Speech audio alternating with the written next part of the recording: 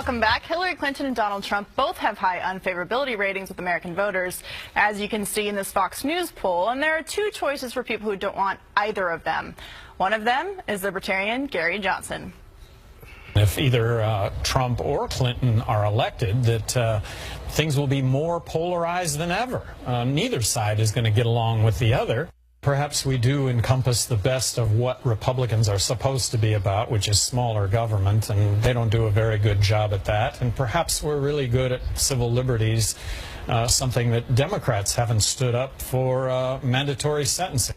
Well, West is always very exciting. Eric, I want to go to you first. The argument historically has been that third-party candidates hurt Republicans.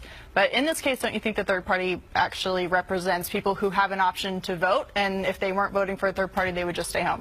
I think that the polls show that with 4 in there, it hurts Trump. Yeah, his numbers go down more than Hillary Clinton's go down. It feels like, so I'm at the DNC in Philadelphia, and a lot of the Bernie supporters who felt disgruntled, who felt left out, who are mad, were looking at Jill Stein. And it feels like the people who can't pull the lever for Donald Trump will go with the libertarian versus, because in their opinion, I think it's closer to their beliefs than a Democrat in many ways. So I think they're going to both siphon off some of that. And I guess, look, we're 90-plus days out.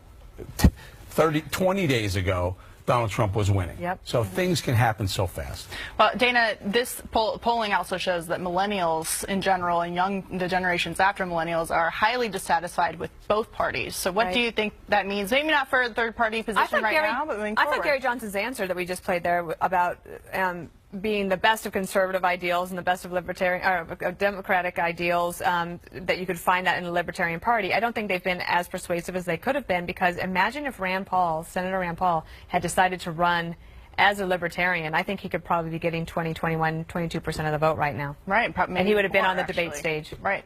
Tom Shalhoub? I think millennials are going to like Gary Johnson because he seems kind of like a shop teacher. You know, he's kind of like, he's got this kind of attitude. But I think that the Jill Stein is, I think the hard left really doesn't like Hillary, and they don't care. They really don't care. They're thinking, I'd rather deal with Trump, because they're about grassroots social movements, and their time comes when there's someone like Trump in office. They think that they could organize, and that they could finally catch fire. So I don't think they see Hillary as a total nightmare. So I think Jill Stein is going to do well with the hard left. Juan, Jill Stein?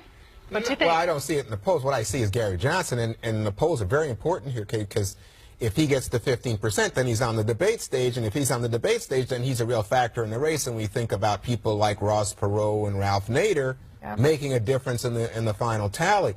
But the thing that struck me, I think you were talking about this at the very beginning, is that young people don't like either party. Right. And I'm really shocked. I'm shocked in this sense. You were laughing at me, Tom. But I don't know why you're shocked, Juan. Because I thought when they specifically asked young white people, and I thought they would say, well, you know, given that whites prefer the Republican Party in general, I thought it was going to be a bump for Republicans. But no, they don't like the Republicans, and they don't like the Democrats. They don't like any party. Anything. Yeah, millennials are 90 million strong. So anyway, stay right there, speaking of millennials, because we're coming back.